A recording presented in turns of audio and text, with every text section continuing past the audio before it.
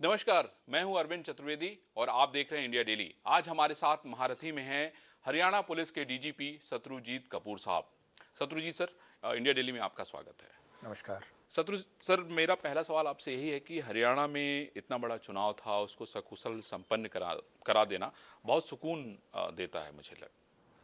जी हाँ, इस साल हमारे दो चुनाव थे। सबसे पहले पार्लियामेंट का इलेक्शन हुआ अप्रैल मई में और बिल्कुल इंसिडेंट फ्री गया।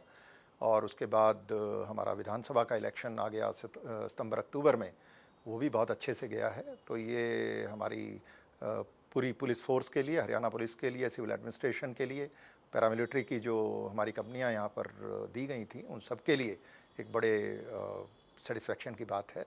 और अच्छा लगता है कि ये लोकतंत्र का इतना बड़ा त्यौहार हम उसमें अपना योगदान दे पाए। शत्रु सर, मैं देख रहा था कि पुलिस जो है सड़कों पे थी, लगातार तलाशी अभियान जारी था। उसके अलावा हर दिन अखबार में या टेलीविज़न पे ये सूचना आती थी कि भाई आज यहाँ ये पकड़ा गया, इस गाड़ी से ये बरामद हुआ। बड़ा विजिलेंट थे आप लोग इस बात। जी हाँ, इस बार 518 हमारी फ्लाइंग स्क्वाड टीम्स थी स्टेट में। इसके अलावा करीब 450 स्टेटिक सर्वेलेंस टीम्स जो इलेक्शन कमीशन ऑफ इंडिया की हिदायतों के मुताबिक बनाई गई थी। और 218 हमारे इंटरस्टेट नाके और करीब इतने ही इंट्रास्टेट नाके भी बनाए गए थे। तो ये सब एक जो मैकेनिज़्म इसमें इलेक्शन कमीशन ऑफ इंडिया के हिदायतों के मुताबिक बनाया गया, सब ने मिलकर के काम किया। और इतनी बड़ी तादाद में इस बार हमारी सीजर्स हुए, रिकवरीज हुई, तो उस सब से ये फ्री एंड काफ़ी फेयर इलेक्शन संभव हो। काफ़ी अच्छा लग रहा है आपको। जी शत्रु सर, मैं ये देख रहा था कि भाई आप जो है सिविल इंजीनियर थे, उसके बाद फिर आप इंडस्ट्रियल इंजीनियरिंग में भी आपने जो है डिग्री हासिल की। तो आपके मन में हमेशा से ये था कि नहीं आप सिविल सर्वेंट बनेंगे या सिविल सर्विसेज में ही जाना चाहते थे? जी नहीं, मैं तो शुरू से एक सपना था एंटरप्रेन्योरशिप में जाने का, अपनी फैक्ट्री लगाने का। मैकेनिकल इंजीनियरिंग मैंने की है जी। एक्चुअली।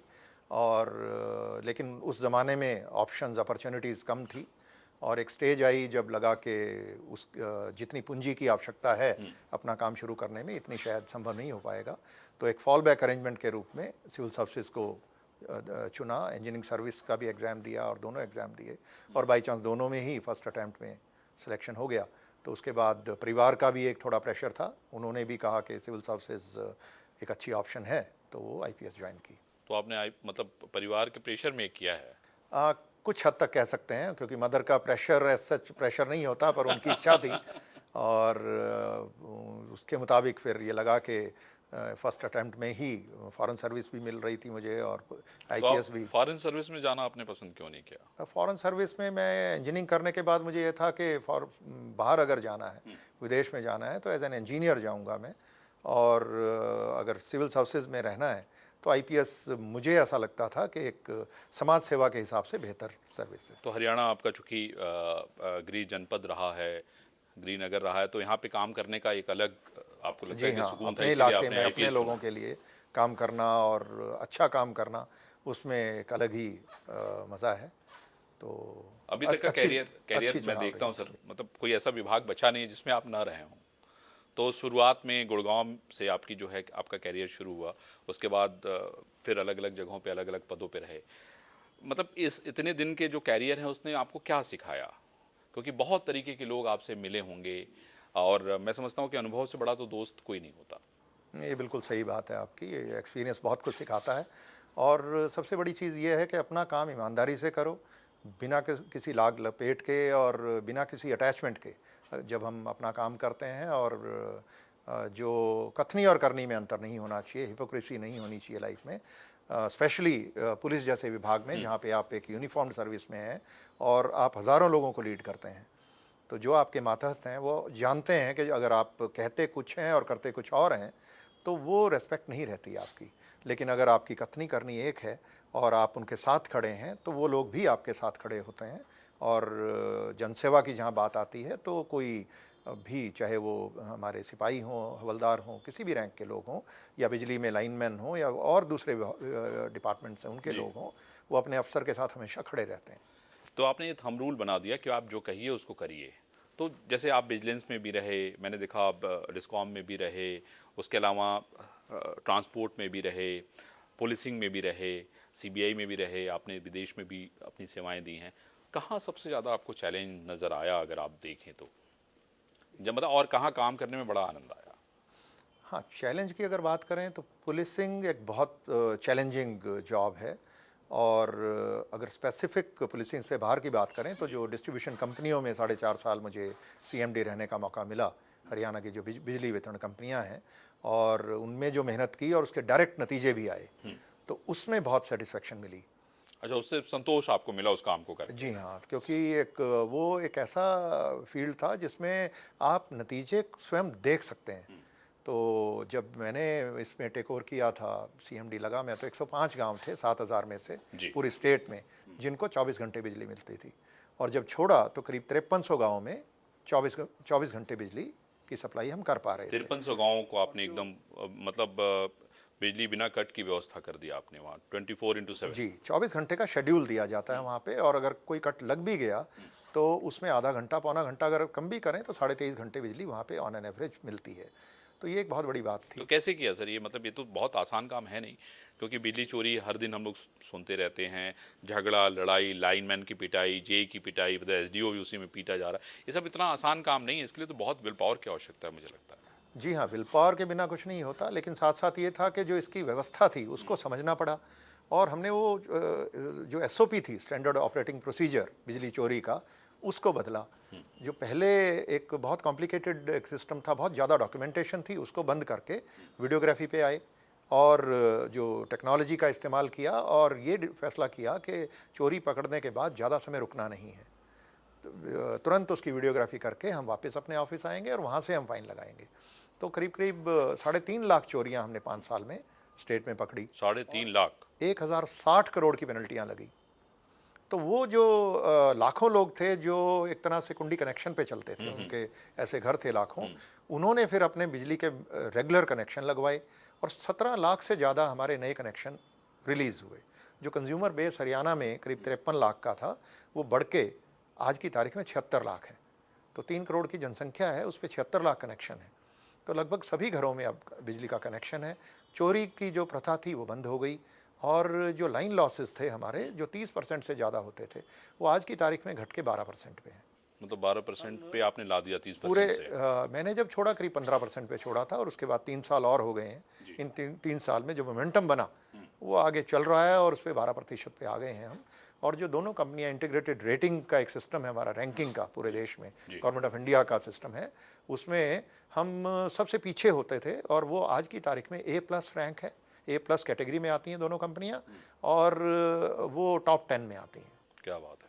मतलब बहुत सारे लोगों को वाकई अगर मदद चाहिए अपनी बिजली चोरी से, तो आप शत्रु सर से संपर्क करिए, क्योंकि बहुत सारे राज्य ऐसे हैं जो इस व्यवस्था के खिलाफ लड़ रहे हैं और कुछ कर भी पा रहे हैं, और बहुत सारे मुझे लगता है कि उनको करने की ज़रूरत है। शत्रु सर, मैं आपसे ये पूछना चाहता हूँ कि एज ए IPS रहते हुए, चूँकि बहुत लंबा कैरियर है, कोई ऐसी घटना आपको याद हो जो आपके जीवन में, मतलब कभी किसी ने रात को 3 बजे फ़ोन किया हो, या किसी की ऐसी मदद हुई हो जो कभी आप नहीं भूलते? क्योंकि हर व्यक्ति के, क्योंकि बहुत सारी घटनाएं अलग अलग जगहों पे आपके साथ हुई होंगी, आपने उसको नज़दीक से देखा होगा, किसी ऐसी व्यक्ति की मदद हुई हो?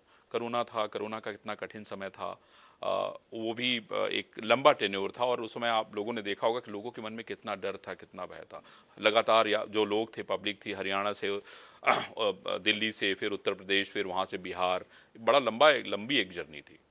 जी हाँ, पुलिस की नौकरी में तो ये लगातार चलता है कि हमें अचानक लोगों के फ़ोन भी आते हैं, और भारी दिक्कत में होते हैं लोग, तो उनकी जब आप मदद करते हैं तो बहुत अच्छा लगता है। तो ऐसे अनेकों इंसिडेंट हैं जहाँ पे कोई बुजुर्ग आदमी है, परेशानी में है, उन्होंने फ़ोन किया और उसको समय पर पुलिस की सहायता मिली, और उसके बाद उनका बाद में धन्यवाद। थैंक्स का, धन्यवाद का वो आता कोई है। ऐसी घटना कई बार अगर आप? एक्सीडेंट, बहुत शुरुआत की बात है, एक मुझे बहुत ज़रूरी मीटिंग में जाना था, सर। लेकिन वो एक एक्सीडेंट था, और एक कार एक ट्रक के नीचे आ गई, और उसमें पर वो मीटिंग को छोड़ करके हम लोग रुके और उसको उनको निकाला, और उनको फिर एम्स में, ये घटना करीब रोहतक और बहादुरगढ़ के बीच की बात है, सर। तो उनको एम्स तक लाके एम्स में उनको एडमिट कराया, और अच्छी बात ये हुई कि दोनों की जान बच गई। क्या बात है! तो उसके बाद मैं तो अपनी मीटिंग में चला गया, लेकिन 2 महीने के बाद वो परिवार वो मिलने आए। उन्होंने कहीं से पता किया कि कौन लोग थे, तो पता करते करते उनको नहीं पता था कि मैं उस वक्त भिवानी ज़िले का SP था। जी। तो भिवानी मिलने के लिए आए। वो उन्होंने बताया कि साहब ये जो उस दिन इंसिडेंट हुआ और वो हम ही लोग हैं, तो अच्छा लगा उनसे मिल करके। तो ऐसे बहुत सारे पब्लिक सर्विसेज में ये सबको मौका नहीं, मिलता लेकिन है। सर क्या होता है ना कि जब घटनाएं बाहर आती हैं ना तो लोगों को बड़ी प्रभावित करती हैं, वो प्रेरित करती हैं, उनको लगता है कि नहीं ऐसा भी होता है या ऐसा भी किया जा सकता है। सर एक बात ये और बताइए कि जैसे वक्त तो बहुत कम मिलता होगा, लेकिन यह है कि अगर आपको खाली वक्त मिलता है तो क्या करना पसंद आते, मतलब आप क्या करना चाहते हैं? जैसे कि आपने अभी देखिए एक किताब लिख दी, वक्त मिला आपने और आपके पास ढेर सारी केस स्टडी थी तो आपने किताब लिख दी। तो थोड़ा सा किताब के बारे में बताइए। मैं चाहता हूँ कि लोग भी जाने कि काम करना तो महत्वपूर्ण है ही है, उसके डेटास को भी सजो के रखना वो भी महत्वपूर्ण है, लेकिन अगर उसको किताब के शक्ल में डाल दें तो वो तो बहुत बड़ी बात हो जाती है। जी हाँ, एक्चुअली जो वो कहते हैं ना कि किताबें ही जो हमारी मानव सभ्यता है उसको आगे लेके जाती जी। हैं। और किताबें जब भी कुछ अच्छा काम हम करें, उसकी बात ज़रूर करें और उसको अगर मौका लगे तो उसको डॉक्यूमेंट भी करें, ताकि बाकी लोगों को उसका लाभ मिले। तो ये जो 4.5 साल का सफ़र था बिजली कंपनियों के साथ, जिसमें कितने अच्छे नतीजे आए। लॉस में जो कंपनियां थी, 34,000 करोड़ का लॉस था इन कंपनियों में 2016 तक, और वो प्रॉफिट में आ गई। तो उस सारे को डॉक्यूमेंट करने का मौका मुझे मिला। एक आइडिया कुछ दोस्तों ने दिया, उसको डॉक्यूमेंट किया। पर्पज़ ये था कि जो पावर सेक्टर है पूरे देश में, बहुत सारे ऐसे राज्य हैं जहाँ पे वो कंपनियाँ अब भी बड़े घाटे में चल रही हैं। तो वहाँ के जो इंजीनियर्स हैं, वहाँ के जो अफसर लगे हैं, उनको इसका लाभ होना चाहिए। जो बेस्ट प्रैक्टिसेस हरियाणा में हमने लागू की, उसको इम्प्लीमेंट किया और उसके नतीजे अच्छे आए, उनको कंपाइल करना और उसको फिर उसको प्रसारित करना, प्रचार करना, उसके बारे में बात करना। तो इस ध्येय को ध्यान में रखते हुए हमने किताब लिखी और उसके बड़े अच्छे उसमें रिव्यूज़ भी बड़े अच्छे मिले हाँ, हैं। नहीं अच्छे लोग उसको पसंद भी कर रहे हैं मेरे ख्याल से। जो आपने उसमें आइडियाज़ बताए हैं उससे उनको जो है चोरी रोकने में मदद मिलेगी, अपना रेवेन्यू बढ़ाने में मदद मिलेगा और अपनी रैंक भी बढ़ाने में मदद मिलेगी। सर ये पूछ रहा था आपसे कि और आपको क्या करना पसंद है जब कभी समय मिलता है? तो परिवार में कौन कौन है? और मैं तो इंटरव्यू आपका भाभी के साथ, श्रीमती जी के साथ करना चाह रहा था, क्योंकि फिर वो पता चलता है ना कि चुनौतियाँ कितनी सारी हैं, है ना? तो मुझे ये बताइए कि और क्या करना अच्छा लगता है अगर आपको वक्त मिलता है तो? जी, किताबें पढ़ना और एडवेंचर स्पोर्ट्स का एक शौक़ है मुझे। तो जब भी मौका लगता है बाहर घूमना, और बच्चों के साथ, 2 बेटियां हैं, दोनों को ही जब से छोटी थी, अब तो बड़ी हो गई हैं, दोनों जॉब करती हैं। तो छोटी थी तभी से हर साल हम स्कीइंग पे जाते थे। करने ज़रूर जाते थे, या ट्रैकिंग पे। तो वो सब अच्छा लगता है अभी भी। और जब भी समय मिले तो कोई ना कोई किताब पढ़ना और तो अभी बाकी आप टीवी देखना, पिक्चर मैडम के देखना। साथ मतलब उनके कामों में हाथ बटाना। वो अपना काम घर सारा वो देख लेती हैं। मैं लकी हूँ कि वो सारा घर का और बच्चों को, मतलब उधर से आपको परिवार कोई को चुनौती देखना, नहीं मिलती। उस तरफ से मुझे कोई चुनौती नहीं मिलती।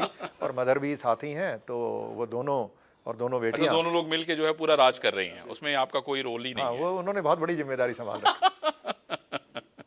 सर कहते हैं कि व्यक्ति के पास जब थोड़ा सा वक्त होता है तो बहुत सारी चीज़, जैसे कि किसी का, आपका कौन फेवरेट, मतलब हर व्यक्ति का कोई ना कोई आइडियल होता है, तो आपका कौन आइडियल है? मतलब कभी कैसे, जैसे लगता है ना कि हम इनसे मिलते तो बहुत सारी चीज़ें सीखते, इनसे मेरा मिलने का मन है, और एक ऊंचाई पे पहुंच जाने के बाद बहुत सारी चीज़ें उसके मन की पूरी होने लगती हैं, फिर भी उसके मन में एक कोने में कहीं रहता है यार कि अभी ये बचा हुआ है।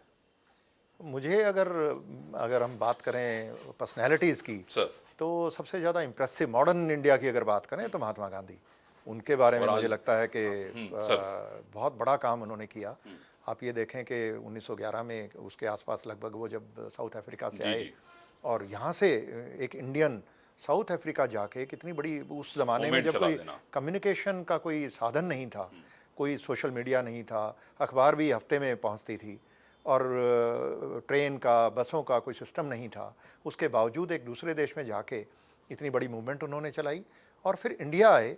इंडिया आकर के इतनी बड़ी, उस वक्त एक जो पार्टी थी हमारी इंडियन नेशनल कांग्रेस, और जो पूरी हमारी फ्रीडम स्ट्रगल को वो चला रहे थे, उसमें उसको ज्वाइन करके उसके शीर्ष नेता बन जाना कुछ ही वर्षों में, और फिर अंग्रेज़ों के साथ इतना बड़ा लोहा लेना।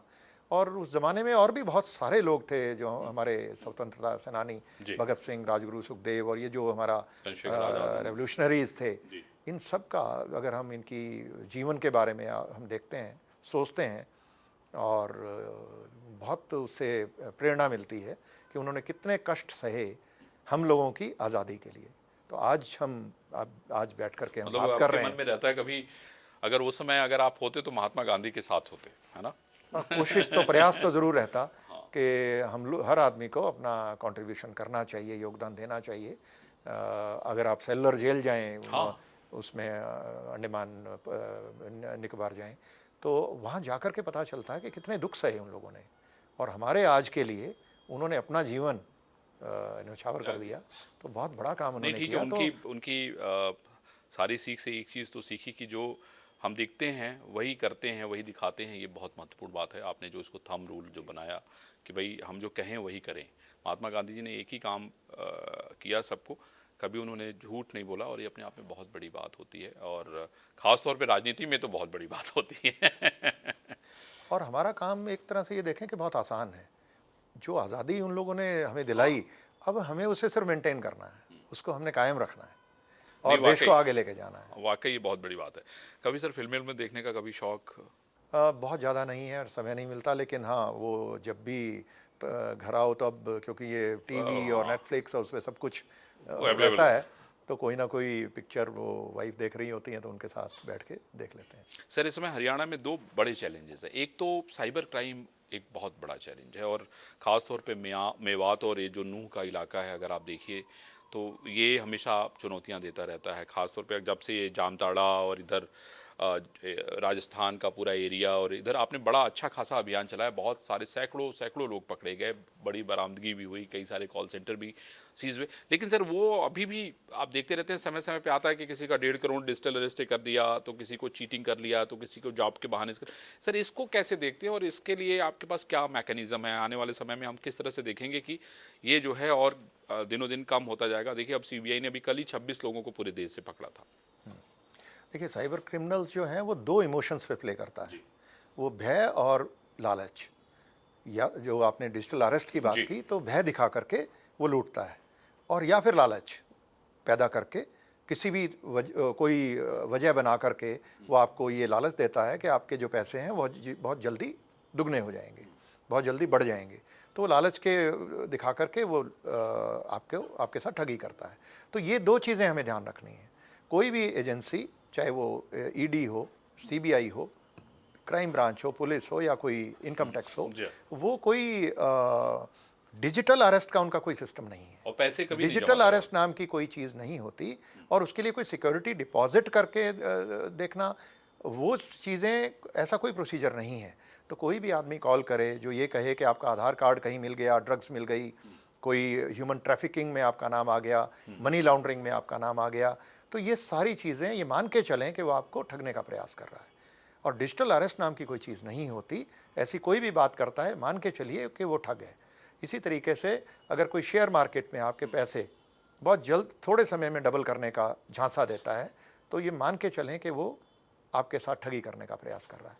तो इनके बातों में नहीं आना है, और उसको 1930 पे कॉल करके आप उसको इत्तला करें कि इस नंबर से कॉल आई 1930 है, पे। ताकि उसमें जो I4C है हमारी मिनिस्ट्री ऑफ होम अफेयर्स में, या हर स्टेट की जो 1930 हेल्पलाइन पे टीम बैठी है, वो उन मोबाइल फ़ोन को ब्लॉक करा दें और बाकी लोगों को बचा सकें ठगी से। नहीं, इधर भी आप लोगों ने सर इसको लेके बहुत काम किया। मैंने देखा कि मतलब मेरे ख्याल से गुड़गांव आसपास बहुत अच्छा काम हुआ है। जी, हमने पिछले 1 साल में इस पे एक अभियान चला करके काम किया, और जो हमारी 1930 हेल्पलाइन है उस पे 12 आदमी होते थे, ओके। 12 पुलिसकर्मी थे, वो हमने करीब करीब 6 गुना बढ़ा करके 70 किए।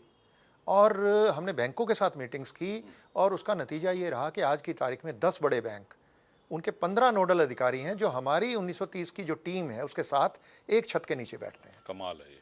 और वो सारे मिलकर के, बैंक के लोग भी और हमारी 1930 हेल्पलाइन के लोग मिलकर के, जो ठगी का पैसा है उसको ब्लॉक करने का प्रयास करते हैं। जो हमारी दर पिछले वर्ष सितंबर तक 8% होती थी, अब बढ़ के पिछले महीने हम 54% पे पहुंचे। 54%? आप इस साल की अगर बात करें, जनवरी से लेके अगस्त तक की, तो 802 करोड़ की ठगी हरियाणा में हुई। बहुत बड़ा अमाउंट है, बहुत बड़ा अमाउंट। लेकिन उसमें से 231 करोड़ रुपए हम ब्लॉक कराने में कामयाब रहे, और ये लगातार बढ़ रही है दर। तो अगस्त महीने में 54% पैसा हम उसमें रिकवर कर पाए या ब्लॉक करा पाए। तो जो अरेस्ट हमारी इस साल की एवरेज हमारी 12 अरेस्ट पर डे है। साइबर क्रिमिनल्स 12 हर रोज़ हम औसतन पकड़ते हैं और वो दर बढ़ रही है। अगस्त में आके ये 16 हो गई। तो इस पे हमारा और प्रयास जारी है कि हर ज़िले में जो हमारे साइबर पुलिस स्टेशन हमने खोले हैं, उसमें जो मैन पावर है उसको हम डबल और ट्रिपल कर रहे हैं, ताकि हम ज़्यादा से ज़्यादा इन लोगों को पकड़ें।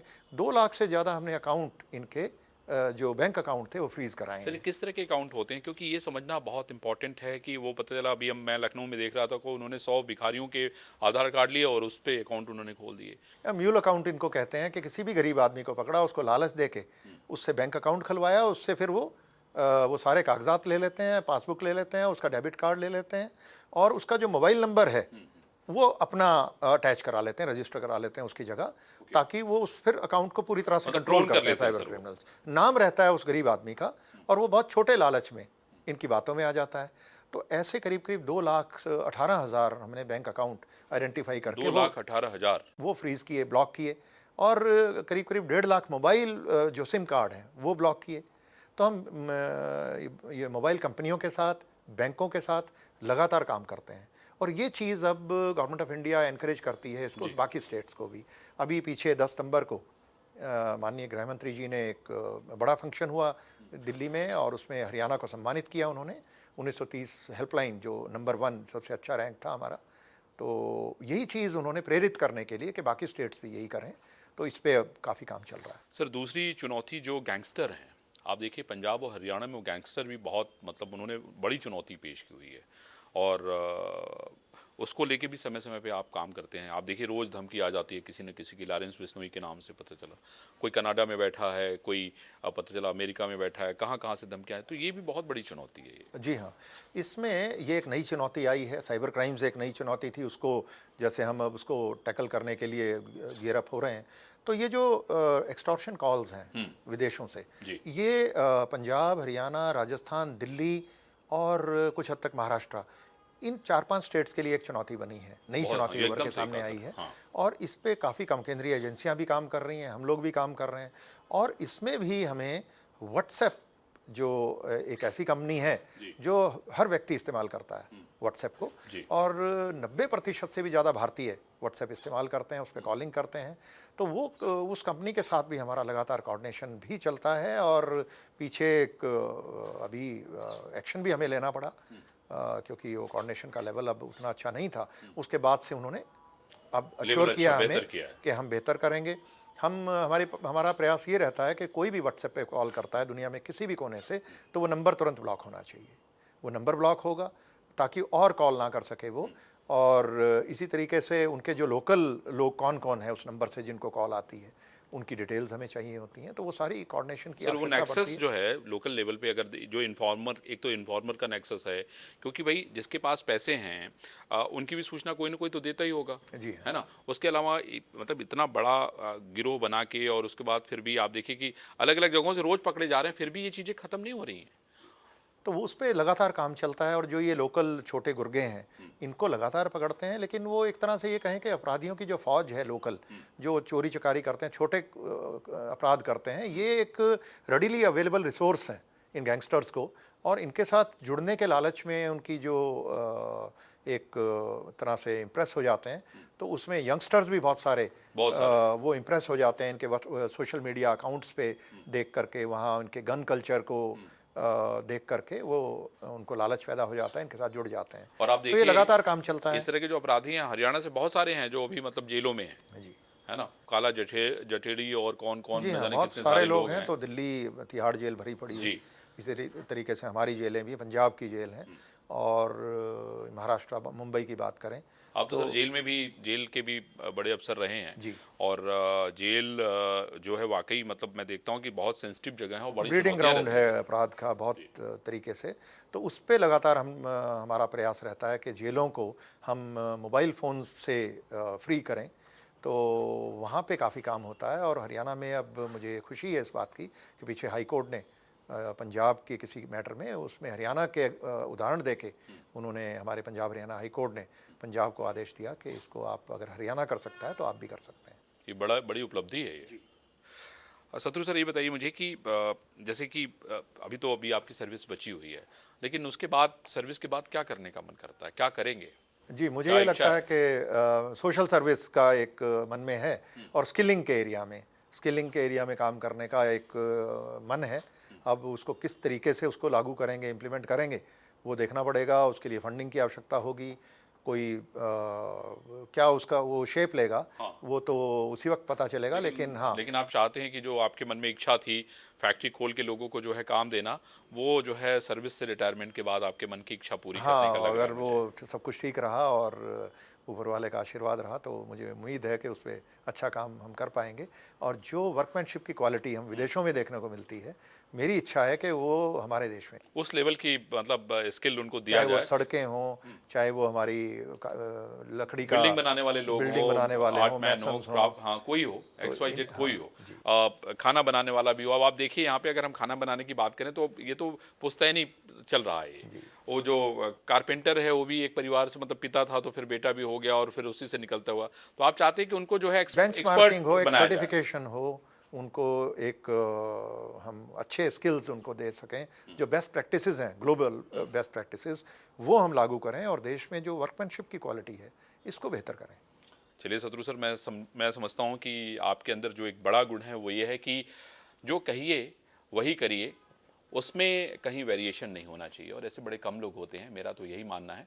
और एक और विशेष गुण है शत्रुजीत कपूर साहब का कि साफ बात करते हैं, सीधी सीधी बात करते हैं, और शायद यही कारण है कि हरियाणा पुलिस भी सीधी बात करती है, ना कोई लाग और ना कोई लपेट। आप अपना मामला दीजिए और तुरंत कार्रवाई जो है, कार्रवाई का नतीजा देखिए। तो आज महारथी में बस इतना ही। बाकी खबरों के लिए आप देखते रहिए इंडिया डेली। अगले सप्ताह हम फिर किसी नए महारथी से आपसे रूबरू कराएंगे। नमस्कार।